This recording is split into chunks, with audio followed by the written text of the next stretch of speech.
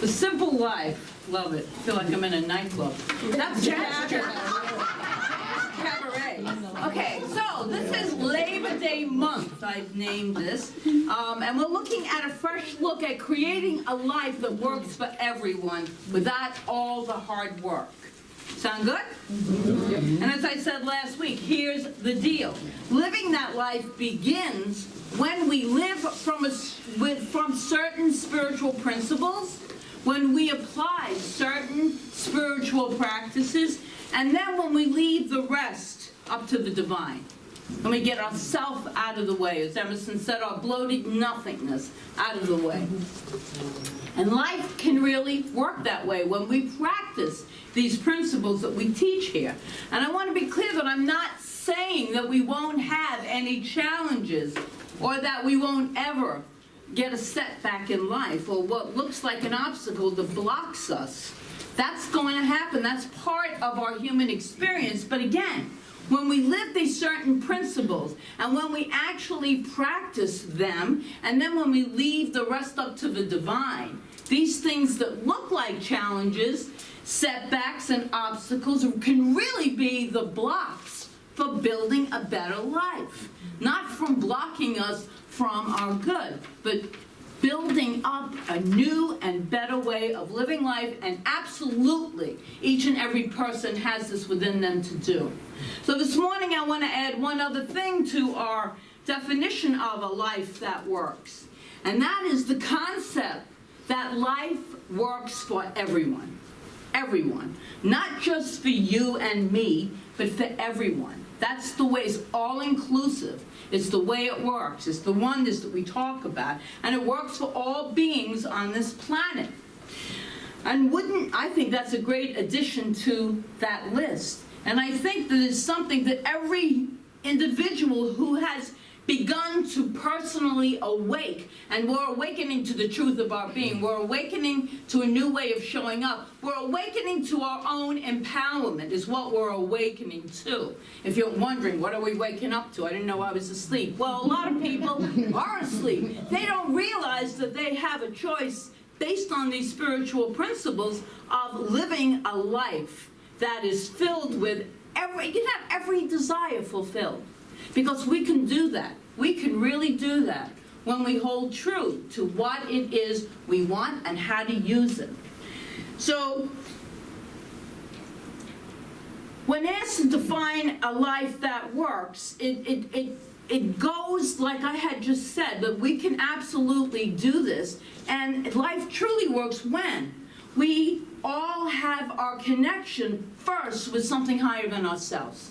Call it God, we can call it whatever you want to call it. It's a higher intelligence, it's divine energy, and it's something that is bigger than we are. But we are all a part of it.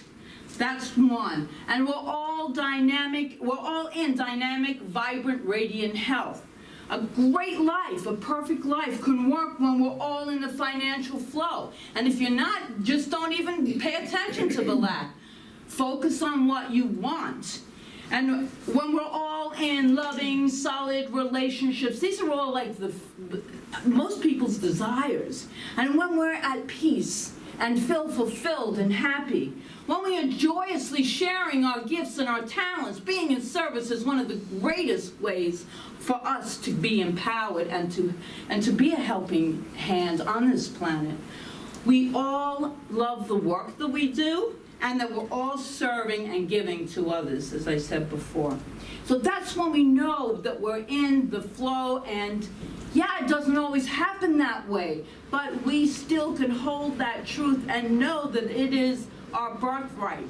It truly is our birthright, each and every one of us. As we recognize, and we're going to recognize that 17 years ago, in 2 days, this month, terrorism hit the United States in a profoundly painful way.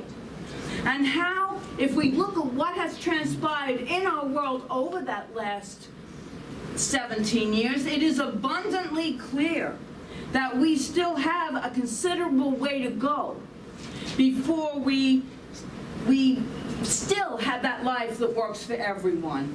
And there is certainty that there still is a great deal of strife and pain and terrorism in our world. These are things that are going on in our world, and we don't ignore them. They are there. They're in our face, but we can, and I'm going to get into that, hold that higher watch, be that beneficial presence. And some people are really called into social and political action to bring about the changes, to support these ideals, and I applaud each and every person who does so, that they are moved to act in this manner.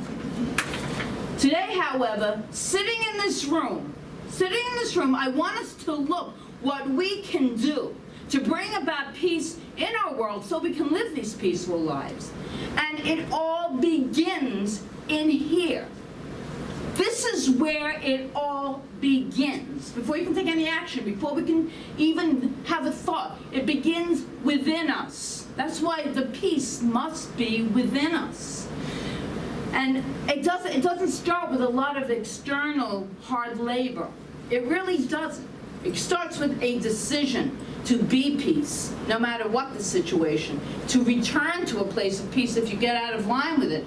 But in here, and right now, and we're going to explore this very famous line from Gandhi: be the change you wish to see in the world. We've all heard this. But wait, did he actually say those exact words? I thought he did. Everybody thinks he did. It's on enough posters, bumpers, memes. It's all over the place, right? It's all over. And I've quoted that. But what is interesting, that's why I love Google, and I know people got here through Google. I love that Google thing. I don't care. My life is public anyway. Anything about me, just Google my name. It's all there. But what's really interesting, because I used to Google for this talk, is that when we dig a little bit, we discover that he didn't actually say those exact words. And there's a statement that has profound wisdom, and even though he didn't say it exactly like that, the way it's attributed to him, he would have agreed with it. This notion of being the change is a great thing. And it does it puts together a couple of things, powerful things when we adopt it. It stops us from complaining and judging others. Be the change you wish to see in the world. Responsibility. It calls us to that high level of responsibility. And these ideas are so very consistent with our New Thought beliefs about the responsibility that we have for everything that shows up in our life. And in Science of Mind, the founder of Science of Mind, Ernest Holmes, wrote this: in the use that we make of the law of cause and effect in our individual experience, we are responsible. So the idea of being the change we wish to see in the world is a powerful, powerful thought, and will take us far to create a life that works for everyone. But there is something even more powerful and deeper in the words that Gandhi actually said. They're actually very beautiful, and I know that you want to hear them. Yeah? Yes. Yes. This is what he actually said, and you'll see why it was shortened, because it's longer. We but mirror the world. All the tendencies present in the outer world are to be found in the world of our body. If we could change ourselves, the tendencies in the world would also change. As a man changes his own nature, so does the attitude of the world change toward him. This is divine. This is the divine mystery supreme. A wonderful thing it is, and the source of our happiness. We need not wait to see what others do. And that's really powerful. I'm going to repeat the first three sentences once again. We but mirror the world. All the tendencies present in the outer world are to be found in the world of our body.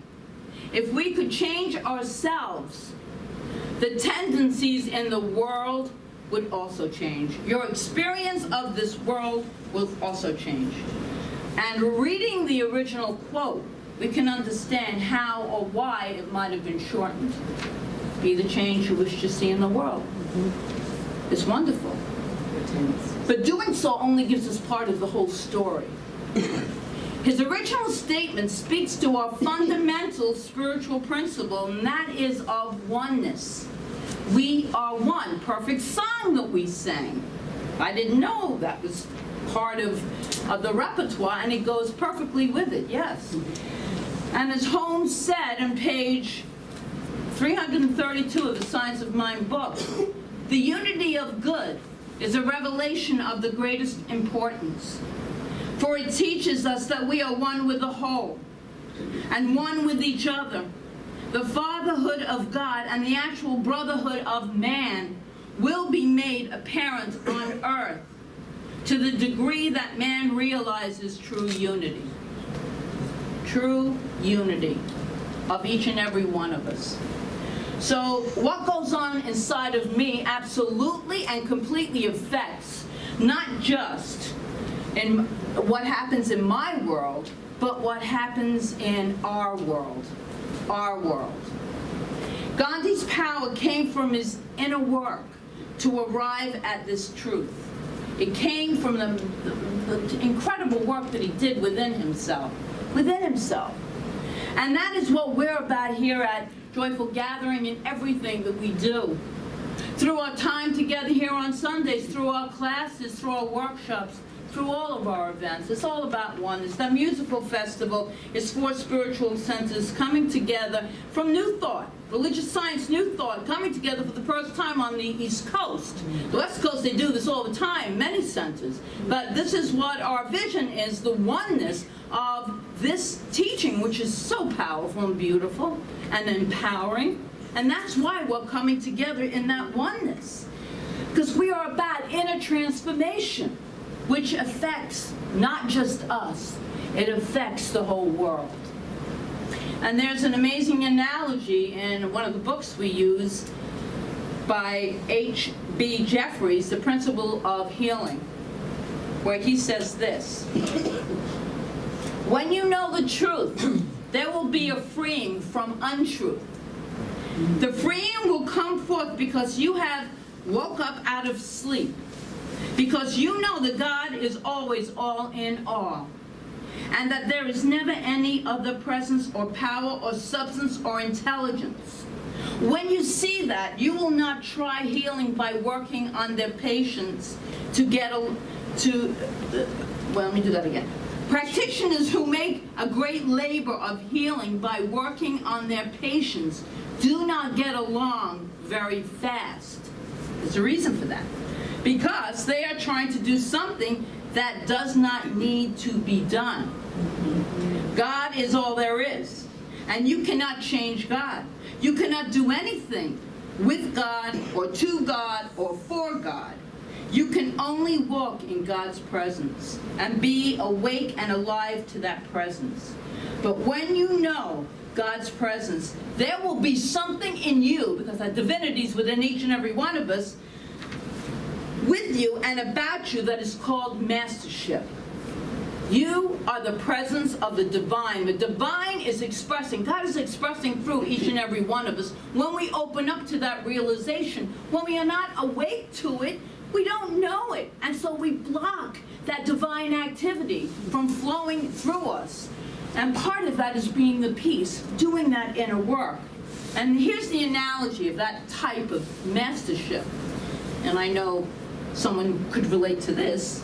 Suppose that there's only one singer in the whole choir who is singing on the proper note and key, and that all the rest of us, or the rest of the choir, are off key, right?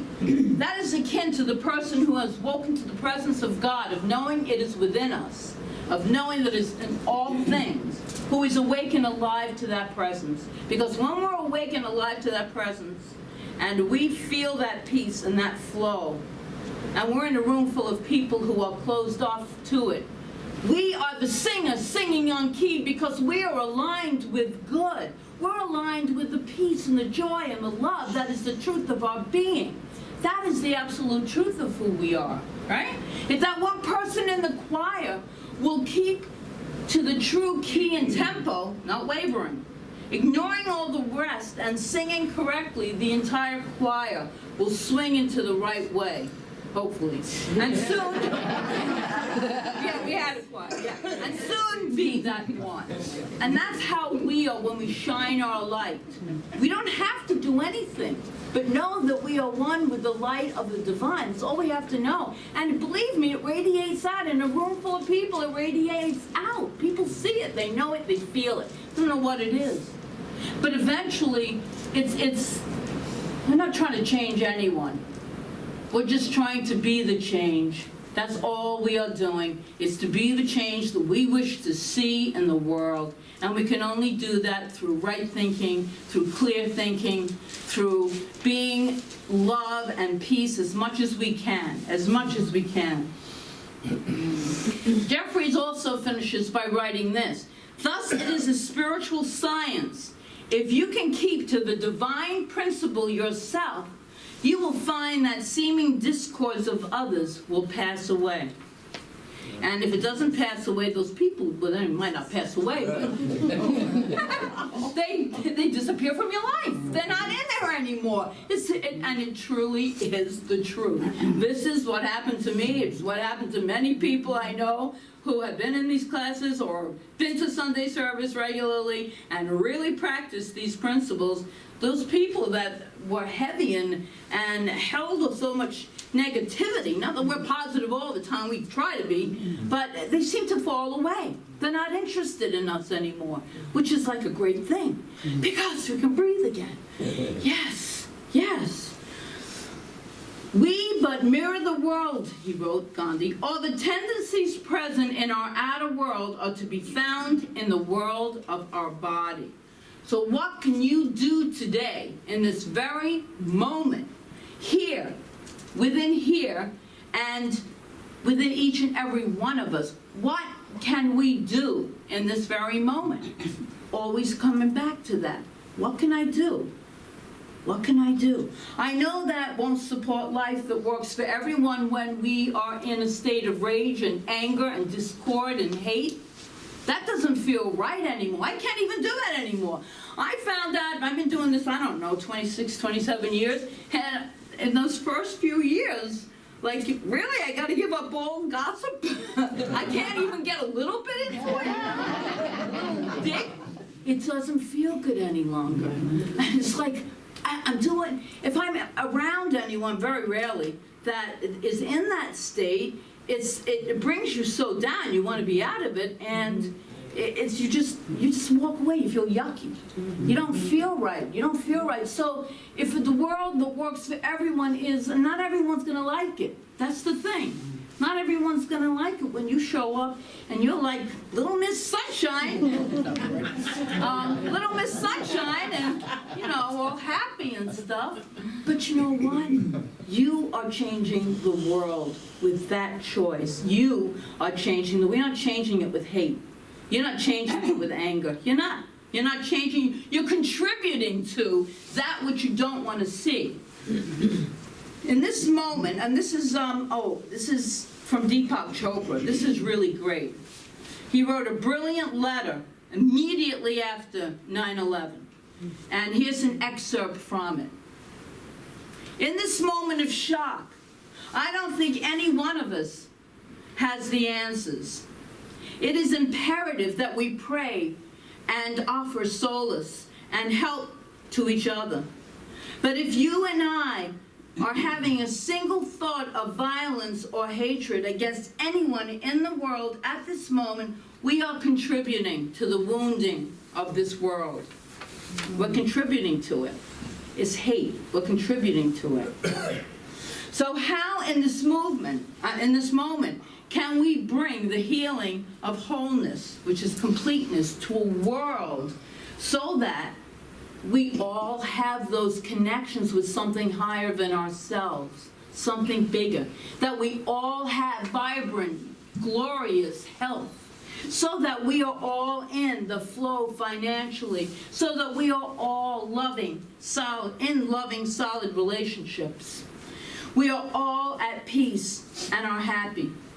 so that all are joyously sharing their talents and their gifts. And we all love the work we do. And we're all serving and giving to others. An incredible spiritual practice, all of that is. And let that be the vision that you hold. Because we all go in and out of these different situations, and it doesn't feel like it. It doesn't feel like it at all. But we can know that this is the truth of my being, and this is what I attract. Remember that we're energy, and remember that we are vibration. And we can only attract to our vibration the vibration we are. So if we're in a vibration of hate and resentment, we can only attract more of that into our lives. It's the way cause and effect works. It's the way the law of attraction works. It's the way this world works. And an incredible spiritual practice to engage in, and many of you might have heard of this, is the prayer of Ho'oponopono.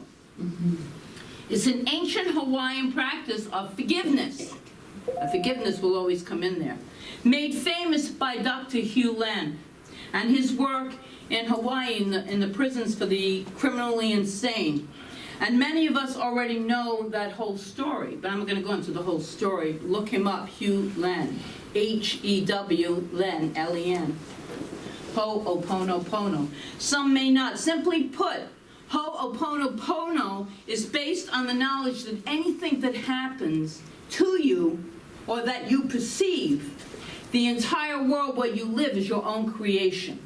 So it's your own creation. Here's the responsibility. Thus is entirely your responsibility 100%. No exceptions. That's tough. That's hard. That really is. Because, we don't want to take that. We want to blame everyone else for everything that's going on. Well, when you find yourself going, this is happening to me, this is happening to my life, this is happening to this country, this is happening to, we're in victim consciousness, that's not empowering. That doesn't help change at all. So it's your responsibility, doesn't mean it's your fault. That's a big thing to get across. Taking responsibility doesn't mean it's your fault. It means that you are responsible for healing yourself in order to heal whatever or whoever it is that appears to you as a problem. And that could be a tall order. But forgiveness will always be the last step to freedom, always in all ways. In its purest form, the prayer is, I'm sorry, I love you. If you just say those two things over and over again. I'm sorry, I love you. I'd like to wrap up today's talk with a couple of inspirational messages that, again, thank you, Google, for one of them. This one was Gandhi's top fundamentals for changing the world. Okay? The first one is change yourself. You are in control. Forgive and let go. Without action, you aren't going anywhere. Take care of this moment. Everyone is human. Persist. See the good in people and help them. Be congruent, be authentic, be your true self, and continue to grow and evolve. I thought that was really interesting. It sums it all up, doesn't it? A fellow minister and a friend of mine, Rev Michelle Whittington, sent me this poem that a member of hers wrote on the evening of September 11th. And I thought it would be fitting to read it here. And then we'll move into the Ho'oponopono prayer. It's called What I Know by Kim Davis.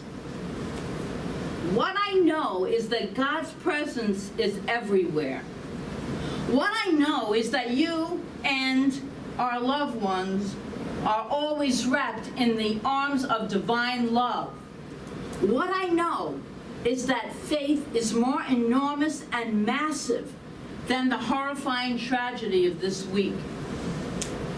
What I know is that there is already great healing and forgiveness and peace in my heart. What I know is that I can depend on love. What I know is that prayer is my power and my connection to all of life. What I know is that I am loving you today and every day. What I know is that together, if we take a stand for truth, for light, for love, for oneness, we could bring heaven here on earth.